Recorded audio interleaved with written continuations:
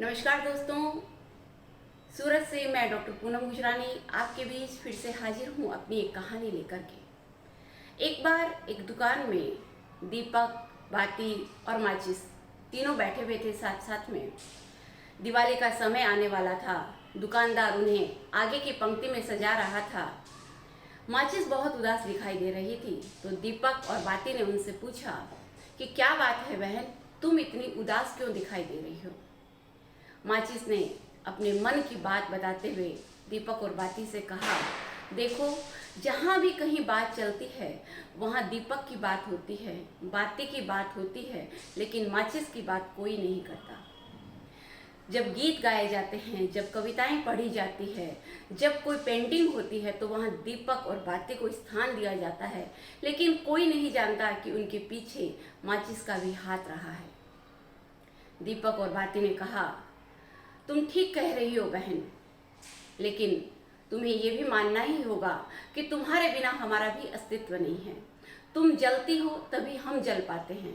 तुम्हें पता ही है कि जब कोई भवन देखता है तो भवन की नींव दिखाई नहीं देती है, उसकी ध्वजा दिखाई देती है, लेकिन इसका मतलब ये नहीं कि भवन की नींव का महत्व नहीं है।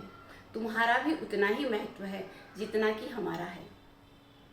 बाती ने भी दीपक की बात में हाँ मिलाते हुए कहा, देखो, मैं जलती हूँ तो मुझे आधार देने के लिए दीपक आगे आता है, तब जाकर के मैं जल पाती हूँ, मैं प्रकाश दे पाती हूँ। और दीपक का आधार जब बाती बनती है तब जाकर के दीपक जल पाता है। इसका मतलब ये है कि हम एक दूसरे के पूरक हैं। जितना महत्व माचिस का है, जितना महत्व बाती का है, उतना ही महत्व दीपक का है। ऐसा नहीं है कि दीपक का महत्व ज़्यादा है, बाती का कम है और माचिस का उससे कम है। दोस्तों, जब हम साथ साथ रहते हैं तो कोई आगे और कोई पीछे, ऐसा होना स्वाभाविक है, लेकिन इसका मतलब ये नहीं कि एक का महत्व ज़्यादा है और दूसरे का महत्व कम है। एक पाँव आगे बढ़ता है, दूसरा पाँव पीछे रहता है। जैसे ही दूसरा पाँव आगे बढ़ता है, पहला पाँव पीछे हो जाता है। यही जिंदगी की सार्थकता है कि हम एक दूसरे को स्पेस दें, एक दूसरे का साथ दें, एक दूसरे के पूरक बने। आपस में यूं बातें करते हुए दीपक और बाती बहुत ही खुश हो गए। माचिस भी बहुत खुश हो गई। माचिस ने कहा, चलो, शायद अभी कोई दुकानदार के पास ग्राहक आया है, हमें खरीद लेगा, हम अलग अलग हो जाएंगे। हम सब साथ साथ रहें।